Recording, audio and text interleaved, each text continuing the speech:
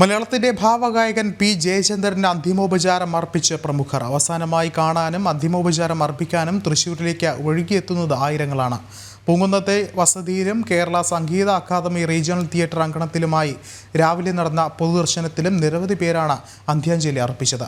ഔദ്യോഗിക ബഹുമതികളോടെ നാളെയാണ് സംസ്കാരം നടക്കുക. ഇപ്പോഴും നിലവിൽ നിരവധി ആളുകളാണ് തൃശ്ശൂരിലേക്ക് അന്തിമോപചാരം അർപ്പിക്കാനായും അനുശോചനം രേഖപ്പെടുത്താനുമായി എത്തിച്ചേർന്നത്. തത്സമയ ദൃശ്യങ്ങളാണ് കാണുന്നത്.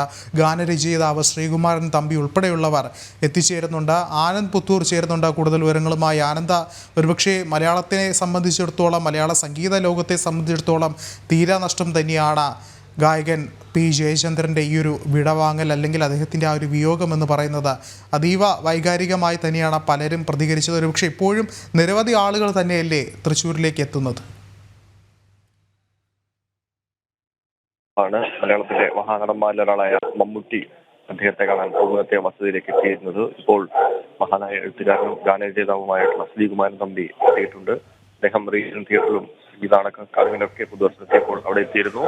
വളരെ അടുത്ത ഒരു ഇഴപിരിയാനാവാത്ത ഒരു ബന്ധമാണ് അത്തരത്തിൽ ശ്രീകുമാരൻ തമ്പിയും പി ജയചന്ദ്രനും തമ്മിൽ ഉണ്ടായിരുന്നത്. അദ്ദേഹത്തിന്റെ നിരവധി പാട്ടുകൾക്ക്, ഒരുപക്ഷെ പി ജയചന്ദ്രൻ ഏറ്റവും അധികം പാട്ടുകൾക്ക് പാടിയ വരികൾ എഴുതിയത് ഒരുപക്ഷെ ശ്രീകുമാരൻ തമ്പി ആയിരിക്കും. ആ തരത്തിലേക്കുള്ള ഒരു വളരെ ആത്മബന്ധമുള്ള ആളുകളാണ്. അതുകൊണ്ട് തന്നെ അദ്ദേഹം രാവിലെ റീജിയണൽ തിയേറ്ററിലുണ്ടായിരുന്നു. വൈകിട്ട് ഇപ്പോൾ വീട്ടിലേക്കും എത്തിയിട്ടുണ്ട്. എന്തായാലും നൂറുകണക്കിന് ആളുകളാണ് അദ്ദേഹത്തെ ഇപ്പോഴും കാണാൻ വീട്ടിലേക്ക് എത്തിക്കൊണ്ടിരിക്കുന്നത്. നേരത്തെ മമ്മൂട്ടി വന്നിട്ടുണ്ടായിരുന്നു, രമേഷ് പിഷാരടി ഉണ്ടായിരുന്നു, ബിജു മേനോൻ ഉണ്ടായിരുന്നു.